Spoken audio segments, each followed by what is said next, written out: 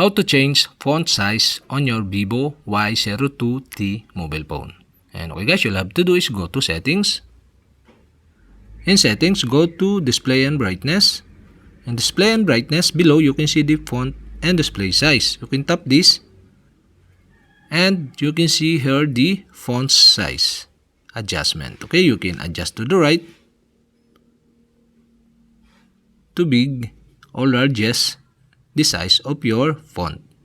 You can adjust to the left, to small or smaller the font size. And okay guys, you can restore the default by tap the restore button below to restore or reset the font size.